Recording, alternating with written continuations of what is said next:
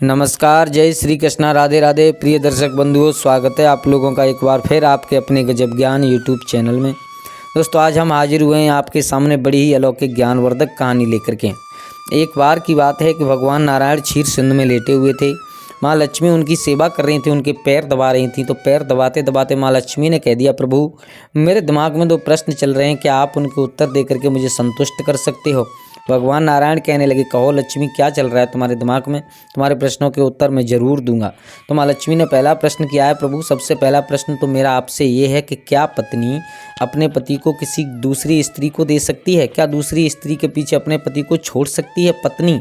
क्या दे सकती है? और दूसरा प्रश्न ये है कि प्रभु कल मैं मृत्युलोक में घूम रही थी तो मैंने देखा था कि एक लड़का, नौजवान लड़का था, बहुत सुंदर, वो अपने गले में एक नागिन को डाल करके रो रहा था और रोते रोते केवल एक बात कह रहा था कि मर गई लेकिन कुछ कह करके ना गई। भगवान नारायण कहने लगे, लक्ष्मी तुमने पहला प्रश्न बहुत सुंदर किया है, इतना सुंदर प्रश्न किया है कि इस प्रश्न का उत्तर जो कोई कलयुग में सुनेगा उसके घर में कभी भी लड़ाई झगड़ा, कभी भी विवाद नहीं होगा और तुम्हारी कृपा दृष्टि हमेशा बनी रहेगी। लक्ष्मी, आपके दोनों प्रश्नों के जवाब मैं एक कहानी के माध्यम से आपको देना चाहता हूँ। इस कहानी को आप कृपया गौर करके पूरा जरूर सुनिएगा। अगर आप पूरा सुनोगी तो आपको मुझे बताने की ज़रूरत नहीं पड़ेगी, आपके दोनों प्रश्नों के उत्तर मिल जाएंगे। जो आपका पहला प्रश्न ये है कि क्या स्त्री अपने पति को दूसरे स्त्री को दे सकती है? क्या अपने पति को छूट सकती है दूसरे स्त्री के चक्कर में? और दूसरा प्रश्न आपका ये है कि आपने देखा था कुछ कि एक लड़का गले में नागिन डाल करके रो रहा है। तो सुनिएगा, अब हम आपको सुनाते हैं। बस निवेदन ये है, कहानी को पूरा जरूर सुनना। माँ लक्ष्मी कहने लगी, प्रभु आप चिंता ना करें, जब तक आप कहानी सुनाएंगे तब तक मैं बड़े ध्यान से मन को एकाग्रचित करके आपकी कहानी को सुनूंगी। दोस्तों, इधर भगवान नारायण कहानी प्रारंभ करते हैं उससे पहले आप लोगों से निवेदन है कि अगर आप हमारी कहानी में खो जाएं, आप हमारे गजब ज्ञान यूट्यूब चैनल पर नए दर्शक मेहमान बंधु बनकर के आएँ तो प्लीज़ हमारे चैनल को सब्सक्राइब करें, हो सके तो अपने परिवार और दोस्तों के साथ में शेयर करें और हाँ, वीडियो को अंत तक जरूर देखें, क्योंकि आप लोग जानते हो आधा अधूरे ज्ञान से कुछ बात समझ में नहीं आती, बाद में आप लोग कमेंट करोगे। कमेंट बॉक्स में जय माँ लक्ष्मी जरूर लिखें। माँ लक्ष्मी से प्रार्थना करूँगा कि जो कोई दर्शक बंधु अगर कमेंट बॉक्स में जय माँ लक्ष्मी लिखता है, चैनल को सब्सक्राइब करता है, तो हे माँ उसके और उसके परिवार के ऊपर हमेशा कृपा दृष्टि बनाए रखना। चलो तो आ जाओ, आप लोगों का समय ज़्यादा बर्बाद ना करते हुए गौर करते हैं कहानी की तरफ। भगवान नारायण समझाते हैं, लक्ष्मी सुनिएगा, अब आपको मैं बता रहा हूँ कि वो कौन सा लड़का था, क्यों रो रहा था, गले में नागिन डाल करके केवल एक ही बात कह रहा था कि मर गई लेकिन कुछ कह करके ना गई। तो उस लड़के का उस नागिन से क्या संबंध था? तो आइए बताते हैं कि किसी नगर में, प्राचीन काल की बात है, किसी नगर में एक राजा निवास करता था। उस राजा को किसी भी बात की कोई कमी नहीं थी, उसके घर परिवार में हर बात से सुख समृद्धि थी, लेकिन दुख एक था। जो राजा महाराजाओं में अक्सर देखा जाता है कि उसके घर में किसी बेटा का जन्म नहीं हुआ। उस बेटा के न होने के कारण महाराज इतने दुखी रहते थे कि एक दिन आंगन में बैठ करके अपनी पत्नी के पास में रो रहे हैं और पत्नी से कह रहे हैं, महारानी मेरा ऐसा नसीब नहीं है कि मैं एक बेटा का मुख देख सकूं, और मैंने ये सुना है विद्वानों से कि जिस घर में बेटा का जन्म नहीं होता वो पिता अपने पितरों के ऋण से कभी और ऋण नहीं हो सकता है। इसलिए मुझे ऐसा लगता है मुझे नरक योनि में जाना पड़ेगा, पिता का ऋण नहीं मैं उतार सकता। तो रानी बहुत चतुर थी, रानी ने विचार किया मैं अपने पति को कैसे समझाऊं। बहुत समझाती है, पिया पुत्र देना देना न देना, दे करके छीन लेना, ये सब पार ब्रह्म की माया होती है, इसमें ना कुछ आप कर सकते हो ना हम कर सकते हैं। महाराज ने दुखी होकर के एक बहुत बड़ी बात कह दी, महारानी अगर मेरे घर में बेटा का जन्म नहीं हुआ तो मुझे कभी कभी ऐसा लगता है कि मैं अपनी आत्महत्या कर लूँ। रानी ने जब राजा के मुख से इतनी बात सुनी है तो घबरा जाती है, विचार करने लगती है, अगर किसी दिन मेरे पिया ने अगर दुखी होकर के गलत कदम उठा दिया तो मैं क्या करूँगी, कहाँ जाऊँगी, इस राज्य का क्या होगा? तो मेरे भैया रानी अब अपने मन में विचार करने लगी है, करें तो करें क्या। एक दिन की बात कि महारानी ने महाराज को बुलाया और महाराज को बुला करके एक बात कही, पिया आज मैं आपको एक खुशखबरी देना चाहती हूँ। क्या? मेरे उदर में एक गर्भ पल रहा है। महाराज इतने खुश हुए, मानो ऐसा मालूम पड़ा मानो संपूर्ण दुनिया की खुशी, इस दुनिया की और सुख महाराज की झोली में ला करके डाल दिया है। अब रानी ने ऐसा क्यों कहा? रानी ने ये सब झूठ कहा अपने पिया की जान बचाने के चक्कर में, अपने महाराज को बचाने के चक्कर में रानी ने झूठ बोल दिया। अब मेरे भैया धीरे धीरे समय निकल रहा है, महाराज इतने मगन हैं कि अब तो समय से पहले ही आंगन में आ जाते हैं, रानी के पास बैठ करके घंटों बातें करते हैं, हालचाल पूछते हैं। रानी सब कह देती है, महाराज सब ठीक है। धीरे धीरे समय निकलता जा रहा है मेरे भैया, समय कितना हो गया कि रानी के प्रसव का समय आ गया। अगर रानी के उदर में बेटा होता तो प्रसव का समय आ जाता। अब रानी भगवान से प्रार्थना करती है, प्रभु मैंने एक झूठ बोल दिया है अपने पिया से और मेरे एक झूठ के कारण मेरे इतने पिया मगन हैं। अगर किसी दिन बात खुलेगी, अच्छा बात तो खुलनी है क्योंकि मैंने झूठ बोला है, लेकिन अब करें तो करें क्या। भगवान से रोजाना प्रार्थना करती है। अब मेरे भैया महाराज पूछते हैं, रानी अब कौन सा दिन होगा होगा जब हम एक बेटा का मुख देंगे। रानी कहने लगी महाराज अब वो समय दूर नहीं है कि जिस समय तुम्हारे आंगन में, तुम्हारे घर में, तुम्हारी गोदी में एक नन्हा सा पौधा होगा। आपको चिंता करने की कोई ज़रूरत नहीं है मेरे भैया। अब जब वही समय निश्चित हुआ, रानी ने विचार किया कि अगर मेरे घर में उदर होता, मेरे उदर में अगर गर्भ होता तो इस समय उसका प्रसव होता। रानी ने उस हिसाब से अपनी दासियों को इकट्ठा किया और दासियों को इकट्ठा करके उन्हें धनमाल दे करके समझा दिया कि ये बात सबको छुपानी है कि रानी के उदर से कुछ पैदा नहीं हुआ। अब रानी ने पूरे नगर में हल्ला करवा दिया, अपने महाराज को बुलवा करके कहलवा दिया कि रानी के उधर से एक बेटा का जन्म हुआ है। और जो दासियां थीं उनको धन माल दे करके समझा दिया कि ये बात खुलनी नहीं चाहिए। अब मेरे भैया राजा इतने मगन हैं कि राजा ने धन माल लुटाना प्रारंभ कर दिया है, दान करना प्रारंभ कर दिया है। जिसने जो कुछ भी मांगा वो सब दे दिया। राजा ने मना नहीं किया क्योंकि राजा इतने मगन थे कि आज इतने दिन बाद हमारे घर में एक बेटा का जन्म हुआ है। मेरे भैया पूरा दिन हो गया, पूरे दिन राजा धनमाल लुटाते रहे। अब संध्या के समय राजा जब सब काम से निवृत्त हो जाते हैं उसके बाद घर की तरफ चलते विचार करते हैं कि आज चलो अपने पुत्र का चेहरा देखेंगे। मेरे भैया जैसे ही महल में घुसना चाहते हैं उससे पहले एक दासी ने रोक दिया और दासी कहने लगी महाराज महारानी का आदेश है कि आज के बाद जब भी आप महल में आओगे तो खबर करवा करके आओगे। राजा कहने लगे कोई दिक्कत नहीं है, एक काम करो जाओ रानी से कह दो बोले महाराज आए हैं। जब महारानी से जा करके कहा गया तो महारानी एक पर्दे में बंद हो गई और पर्दे में बंद हो गई। फिर कहा जाओ हमारे महाराज को लेकर के आओ। जब महाराज पहुँचे तो महाराज ने विनय की रानी कैसा पुत्र है, उस पुत्र के चेहरा के एक बार दर्शन हमें करा दीजिए, हमें दिखा दीजिए बेटा कैसा है, मेरे दिल में बहुत दिन से शंका है। तो रानी ने एक नई मनगढ़ंत कहानी बना करके तैयार की है दोस्तों इस जगह पर। भगवान नारायण समझाते हैं लक्ष्मी ध्यान देकर के सुनना, वो रानी अपने पिया की जान बचाने के चक्कर में कितना झूठ बोल रही है आप सोच भी नहीं सकती हैं। तो उस रानी ने कहा महाराज हमारे ब्राह्मणों ने मना किया है कि पुत्र का जन्म तो हो चुका है लेकिन जब तक बेटा के दांत नहीं निकल आएंगे तब तक आप उसका चेहरा नहीं देख सकते, और अगर आपने चेहरा देख लिया तो उसकी मृत्यु भी हो सकती है। राजा घबरा गया। फिर राजा अपने होश को संभाल करके विचार करने लगा चलो कोई बात नहीं है, हमें चेहरा देखने के लिए नहीं मिल रहा है तो कोई बात नहीं, घर में बेटा तो है।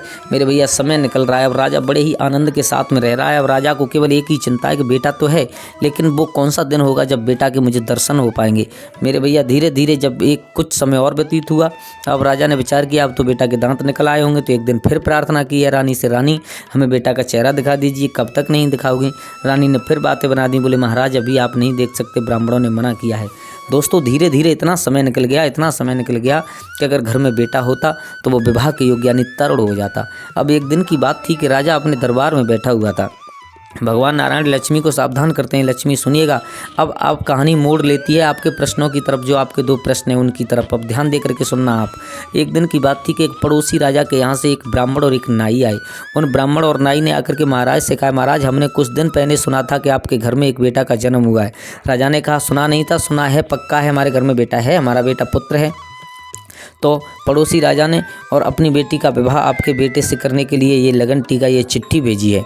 मेरे भैया जब राजा ने उस ब्राह्मण और नाई की बात सुनी है तो बहुत मगन हो जाता है। यानी उस दूसरे पड़ोसी राजा की बिटिया का टीका उस राजा ने अपने लड़के के लिए चढ़ा लिया, हालांकि घर में कोई बेटा नहीं है। अब मेरे भैया संध्या के समय रानी को मालूम पड़ा है तो रानी और ज़्यादा विचलित होने लगी। बोले अब क्या करें, अब तक बात परिवार में थी, अब तो बात दूसरे राज्य में भी पहुंच चुकी है, अब इसका क्या करें। खैर रानी ने कहा अब जो होगा वो भगवान करेंगे। भगवान से रानी रोजाना प्रार्थना करती है प्रभु क्या करें क्या नहीं करें, कैसे अब लाज बचेगी। अब धीरे धीरे समय निकल रहा है। भगवान नारायण समझाते हैं लक्ष्मी सुनिए, जब समय निकला तो वही दिन आया है जिस दिन घर से बारात जानी है। रानी आज सुबह से ही भगवान के सामने बैठी प्रार्थना कर रही है प्रभु आज दिन वो है कि घर से बारात विदा होनी है और घर में दूल्हा यानी लड़का है नहीं है, करें तो करें क्या। अब राजा ने भी विचार नहीं किया था कि हम दूसरे की बिटिया का टीका कैसे चढ़ा रहे हैं, जब हमने आज तक बेटा को नहीं देखा है तो हम क्या करेंगे। अब रानी ने एकदम सोच विचार करके पालकी मंगवाई और पालकी में एक आटे का लड़के जैसा बना करके उसमें लिटा दिया और कह दिया नौकरों से कहारों से कि इस पे से पालकी से पर्दा जब ही हटेगा जब ये पालकी लड़की के द्वारे पर पहुंच जाएगी, उससे पहले अगर किसी ने पर्दा उठा दिया तो जिम्मेदारी किसी की नहीं होगी, ध्यान रखना हमारे बेटा को कुछ हो सकता है। अब राजा ने कहा चलो ठीक है कोई बात नहीं है, लड़की के द्वारे पर ही पर्दा उठा लेंगे। धीरे धीरे बारात चलती जा रही है। वो नगर थोड़ा दूर था जिस घर में बारात जानी थी, तो उस नगर तक पहुँचने के लिए रात्रि में एक रात विश्राम कहीं करना पड़ता था। इतना समय पहले आप लोग जानते हो पहले इतनी व्यवस्थाएं नहीं थी, रथ घोड़ा बस यही थे और कुछ नहीं था। तो वहीं पर जंगल में और एक पेड़ के नीचे राजा ने ये अपनी बारात को रोक दिया है और पालकी को उतार करके ज़मीन पर रख दिया है। रानी के कहने के अनुसार किसी ने भी उस पालकी से पर्दा उठा करके नहीं देखा। पालकी साइड में टंगी हुई है और इधर सब लोग भोजन बना करके खा करके आराम से निवृत्त होकर के और अपने अपने चादरा बिछा करके लेट जाते हैं। जब आधी रात्रि का समय हुआ तो दोस्तों उस जगह पर चाहे नौकर हो, चाहे राजा हो, चाहे बाराती हो, कोई भी हो, सब लोग सो जाते हैं। और उसी पेड़ के नीचे, यानी जिस पेड़ के नीचे बारात रुकी हुई थी, वहीं पर एक इच्छाधारी नाग नागिन का बिल था। मेरे भैया इच्छाधारी नाग नागिन रहा करते थे। तो वो नाग आधी रात्रि के समय अपनी पत्नी यानी नागिन से बोला है, नागिन आज मैं थोड़ी देर में अभी वापस आता हूँ। बोले महाराज कहाँ जा रहे हो? बोले मैं जा रहा हूँ आज एक बिना दूल्हे की बारात देखने के लिए। बोले कहाँ है? बोले वो आज हमारे तुम्हारे द्वारे पर रुकी हुई है। क्या? बोले हाँ। जब वो नाग और नागिन दोनों निकल करके आए तो देखा पालकी टंगी हुई है, लेकिन पालकी में कोई भी लड़का नहीं है, कोई भी बैठा नहीं है, एक आटे जैसा बना हुआ रखा है। तो नागिन देख करके शॉर्ट हो गई, बिल्कुल विचार करने लगी। बोली महाराज जी राजा कितना पागल है? आटे का लड़का बना करके विवाह करने के लिए ले जा रहा है। अब राजा की बेइज्जती कितनी होगी, इसकी इज्जत कितनी रह जाएगी। तो वो नाग कहने लगा है, अगर नागिन अगर तुम्हारी आज्ञा हो तो इस राजा की हम इज्जत बचा सकते हैं। बोले कैसे बचा सकते हैं? उधर वो रानी बैठ करके प्रार्थना कर रही है। बोले भगवान आप ही कुछ कर सकते हैं। तो ये मानो उस नाग नागिन को भगवान ने ही स्वयं भेजा था। मेरे भैया वो नाग कहने लगा कि मैं इच्छाधारी नाग हूँ, आप भी जानती हो, सब लोग जानते हैं।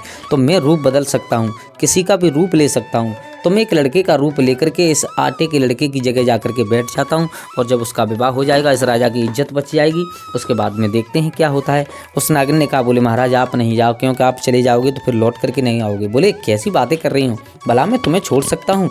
भगवान नारायण समझाते हैं, लक्ष्मी जब नाग ने उस नागिन को बहुत समझाया तो नागिन ने हाँ कर दिया। बोले कोई बात नहीं है, अगर तुम जाना चाहते हो तो चले जाओ, लेकिन इतना ध्यान रखना आप मुझे मत भूल जाना। मेरे भैया सब लोग सो रहे हैं, राजा महाराजा बाराती सब लोग सो रहे हैं, सैनिक सब लोग सो रहे हैं। उसी समय उस नाग ने एक बहुत सुंदर लड़के का रूप बनाया और जाकर के उसी पालकी में लेट जाता है। अब सुबह हुआ, सुबह होते ही सब लोग जागे, अपने अपने स्नान ध्यान करने के बाद गायत्री मंत्र का उच्चारण करने के बाद लेकर के चले हैं। तो कहारों ने विचार किया है कि कल ये डोली हल्की थी लेकिन आज ये डोली भारी कैसे है, उन्हें नहीं पता है क्या हो गया। अब धीरे धीरे बारात पहुंची है कहाँ, लड़की के द्वारे पर। राजा इतना विचलित था अपने बेटा के चेहरा को देखने के लिए कि उसने जैसे ही द्वारे पर जाकर के पर्दा हटाया, ऐसा मालूम पड़ा मानो इतना तेज था उस लड़के के चेहरा पर जो नाग लड़का बन गया था, मानो दूसरे सूर्य भगवान उस पालकी में प्रकट हुए हों। देख करके राजा, धन्य री रानी, तूने इसीलिए इस पुत्र को मुझे नहीं दिखाया, इतना सुंदर पुत्र पैदा किया है। मेरे भैया अब क्या था, बड़े हंसी खुशी के साथ में, हर्ष उल्लास के साथ में, और उस लड़के का यानी उस नाग का उस लड़की के साथ में विवाह होने लगा है। विवाह होने लगा, जब दुल्हन ने दूल्हे को देखा बहुत मगन हुई। अब एक नाग का विवाह एक लड़की के साथ में हो जाता है और जब विवाह करने के बाद में सब संपन्न करने के बाद में वापस लौट करके आए तो मेरे भैया उसी पेड़ के नीचे उनको फिर रात्रि हो जाती है। अब रात्रि के समय सब लोग वहीं आकर के फिर लेट जाते हैं, खाना पीना बना करके भोजन करने के बाद अपना अपना चादरा बिछाने के बाद आधी रात्रि का समय हुआ, सब लोग सो जाते हैं। और जब सब लोग सो जाते हैं तो वही लड़का उस डोली से निकल करके नाग बन करके अपने बिल में गया है। और जब नागिन ने देखा, बोले महाराज आप आ गए? बोले हाँ। बोले कैसा विवाह हुआ? बोले सब कुछ अच्छा हुआ। इतने मगन है उस लड़का के पिता यानी वो राजा इतना मगन है जिसका कोई जवाब नहीं है, दुल्हन इतनी सुंदर है जिसका कोई जवाब नहीं है। अब धीरे धीरे समय निकल रहा है, ब्रह्म मुहूर्त होने वाला है, बारात जागने वाली है। उससे पहले उस नाग ने नागिन से एक प्रार्थना की। बोले नागिन अगर तुम्हारी आज्ञा हो जाए तो इस दुल्हन को मैं इसकी ससुराल तक, इसके घर तक पहुँचा दूँ, क्योंकि इसके साथ में मैंने अभी थोड़ी देर पहले शादी की है। अगर इसे वहाँ पर ससुराल में पहुँचते समय अपना पति नहीं मिलेगा तो इसकी क्या हालत होगी। नागिन ने कहा पिया मुझे मालूम पड़ गया, अब आप लौट करके नहीं आओगे। भगवान नारायण समझाते हैं, लक्ष्मी वो नाग उस नागिन को बहुत समझा रहा है। बोले मैं जाऊँगा, ज़रूर वापस आऊँगा। क्या अभी गया तो वापस नहीं आया? मेरे भैया बहुत समझाने के बाद नागिन ने हाँ कर दिया। बोले चले जाओ। आकर के दोबारा उस पालकी में बैठ जाता है। जब पालकी में बैठा, सुबह हुआ, सब लोग उस पालकी को लेकर के घर की तरफ चले हैं, बढ़ते जा रहे हैं घर की तरफ। और जब घर पहुँचे तो रानी ने देखा, रानी के पास में खबर गई। रानी उसी जब से बारात गई थी तब से अब तक भगवान के मंदिर में बैठ करके ही प्रार्थना कर रही थी, प्रभु आपको ही मेरी लाज बचानी है। जब रानी के पास में खबर जाती है कि महाराज अपने बेटे की शादी करने के बाद में दुल्हन लेकर के घर आए हैं, भगवान का लाख लाख धन्य अदा किया। उसके बाद में शुक्रिया अदा करने के बाद रानी चली, हाथ में पूजन का थाल लेकर के। उसने जैसे ही पर्दा उठाया, बहुत सुंदर लड़का है, बहुत सुंदर दुल्हन है। दोनों को बड़े आनंद के साथ में, बड़े ही सम्मान के साथ में डोली से नीचे उतारा गया, उनका पूजन किया गया, आरती घुमाई गई। उसके बाद में बहू और बेटे का घर में प्रवेश कराया गया। अब बड़े ही आनंद के साथ में रानी रह रही हैं। संध्या का समय हुआ तो वो राजकुमार यानी कि जो नाग लड़का बन गया था, अपनी दुल्हन को लेकर के जिसके साथ में विवाह हुआ था उसे छत पर चढ़ जाता है। और जाकर के चित्त सारी अटारी पर आनंद के साथ में सो जाता है। इधर मेरे भैया रात्रि का समय हुआ, नागिन बेचैन है इधर बिल में। नागिन विचार कर रही है, मुझे ऐसा लगता है मेरे पिया चले गए, अब लौट करके नहीं आएंगे। एक रात्रि निकल गई, वो लड़का नहीं आया। दूसरा दिन निकल गया, वो लड़का नहीं आया। दूसरी रात्रि हुई, वो भी निकल गई, लेकिन वो लड़का नहीं आया। अब तीसरे दिन में रानी नागिन विचार कर रही है, हो सकता है आज आ जाएं।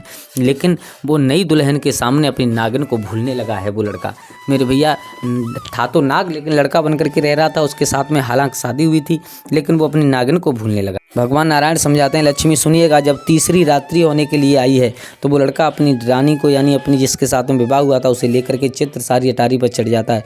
उधर वो नागिन बिल में इतनी बेचैन है, तो बिल में से निकल करके चलिए अपने पति को ढूंढने के लिए। ढूंढते ढूंढते कहाँ उसी नगर में पहुँच जाती है, और उसी नगर में बिल के सहारे से वो नागिन चित्र सारी अटारी पर चढ़ जाती है। तो क्या देखती है कि एक बहुत सुंदर लड़का लेटा हुआ है, उसके बगल में एक उससे भी सुंदर उसकी दुल्हन लेटी हुई है। दोनों सो रहे हैं और उन्हें कुछ भी होश नहीं है। तो जाकर के उस दुल्हन के सीना पर बैठ जाती है। विचार करने लगती है कि इसी अभागिनी के चक्कर में मेरे पिया मुझे छोड़ करके जा रहे हैं, मेरे पिया से मेरा बिछड़न हो रहा है। एकदम उस नागिन को, उस लड़की को डसना चाहती है, खाना चाहती है। बोले इसे खा लूँगी, ये मर जाएगी तो मेरे पिया मेरे साथ चले जाएंगे। लेकिन फिर दिमाग में झटका लगा, मेरे पिया इसके प्यार में इतने पागल हो गए हैं कि मुझे भूलते चले जा रहे हैं। तो कहीं ऐसा ना हो कि इसे मैं डस लूँ और ये मर जाए, तो इसके ब्रह में मेरे पिया भी मर जाएँ। अब नागिन उतर करके उस लड़की की छाती से नाग की छाती पर बैठ जाती है। विचार करने लगी कि मेरे पिया ने मुझे धोखा दिया है, तो मैं इसे ही डस लूँ, यही मर जाएं तो झंझट ही खत्म हो जाए। फिर दिमाग में विचार लगा कि अगर यही मर जाएंगे तो मैं किसके सहारे जीऊँगी। मेरे भैया सोच विचार करती रही, रागिन पूरी रात निकल जाती है, किसी को भी नहीं डसा। वो दोनों पति पत्नी, यानी कि वो नाग और वो लड़की दोनों सो रहे हैं, नागिन छाती पर बैठी है। तब तक भोर हो जाता है। वो नागिन सोच समझ के वहाँ से चली आती है, अपने बिल में आ जाती है। बिल में आकर के बहुत रोती है, पूरा दिन निकल जाता है रोते रोते। भगवान नारायण समझाते हैं, लक्ष्मी सुनिएगा, वो नागिन बिल में बहुत रोती रही, पूरा दिन निकल जाता है। भगवान की प्रार्थना करती रही, प्रभु धर्म संकट है, क्या करूँ, कोई रास्ता दिखाइए। फिर संध्या का समय हुआ, वो लड़का और वो जो लड़की थी, वो नाग और वो लड़की थी, वो तो फिर छत पर चढ़ जाते हैं और जाकर के फिर सो जाते हैं। अब वो नागिन फिर निकल करके बिल से जाती है, जाकर के छाती पर बैठ जाती है। दिमाग में यही विचार आता है कि करूँ तो करूँ क्या, डसूँ तो किसे डसूँ। अगर इस लड़की को डसती हूँ तो मेरे पति मर जाएंगे, हो सकता है इसके प्यार में इतने पागल हैं। अगर पति को मारती हूँ, पति को डसती हूँ, तो फिर मैं रहूँगी किसके साथ, ऐसा विचार कर रही है वो नागिन। अब उस नागिन ने फैसला कर दिया, दूसरे दिन का सुबह होने वाला है। बोले अब मैं इन किसी को नहीं मारूंगी, इससे अच्छा तो मैं अपनी ही ज़िंदगी समाप्त कर लूँ। वो नागिन उतर करके आई तो एक पत्थर पर इतनी बुरी तरीक़ा से फन मार रही है कि उस पत्थर पर फन मारते मारते उस नागिन ने अपना देहांत कर लिया। अब जब वो लड़का सुबह जागा तो उसको सपने में वो सब कुछ दिखाई दिया। वो नाग जो नाग था, उसने आकर के देखा तो वहीं द्वारे पर एक नागिन पत्थर पर फन मार मार करके मर चुकी है, लहूलुहान होकर के। तो उस लड़के ने उस नागिन को उठाया और गले में डाल करके बहुत बुरी तरीक़ा से पागलों की तरह रोने लगाए। और उसके मुख से एक ही बात निकल रही है कि मर गई लेकिन कुछ कह कर के नहीं गई, मर गई लेकिन कुछ कह कर के नहीं गई। सो हे लक्ष्मी, तुमने उसको देख लिया होगा जो आप आकर के हमसे प्रश्न पूछ रही हो। तो आपको पहले एक प्रश्न का जवाब तो ये हो गया कि वो लड़का इसलिए चिल्ला रहा था, इसलिए रो रहा था कि मर गई और कुछ कह कर के ना गई, आपने वह देखा होगा। अब आपका एक प्रश्न था, क्या पत्नी अपने पति को दूसरी स्त्री के चक्कर में छोड़ सकती है? तो हाँ, सुनिएगा, जो सच्ची धर्मात्मा, जो दूसरे की जान न लेना चाहे, वो स्त्री हमेशा ही और ऐसा कर सकती है। जैसे उस नागिन ने अपने पति को उस स्त्री के चक्कर में छोड़ दिया, ऐसे ही जो स्त्रियां होती हैं वो छोड़ सकती हैं। इस कलयुग में तो हालांकि कोई नहीं छोड़ना चाहती, क्योंकि ये कलयुग ऐसा है, इसमें कोई भी स्त्री, क्योंकि स्त्री का सबसे बड़ा दुश्मन, चाहे स्त्री घर में भूखी रह सकती है लेकिन घर में सौत कभी बर्दाश्त नहीं कर सकती। लेकिन वो एक ज़माना था जब एक स्त्री अपने पति को दूसरी स्त्री के चक्कर में छोड़ सकती थी, जो इस नागिन ने छोड़ा था। तो दोस्तों, भगवान नारायण ने माँ लक्ष्मी को संतुष्ट किया है। और आप लोगों को ये कहानी कैसी लगी, कमेंट बॉक्स में एक बार जय माँ लक्ष्मी ज़रूर लिखना और अपनी राय ज़रूर देना। आज के लिए बस इतना ही। आप लोगों का बहुत बहुत धन्यवाद जो आप लोगों ने वीडियो को पूरा देखा। कर फिर मिलते हैं किसी एक नई कहानी, एक नई चर्चा के साथ। तब तक के लिए सभी लोग आनंदित रहें, खुश रहें। जय श्री कृष्णा, जय श्री राम, जय श्री राधे राधे।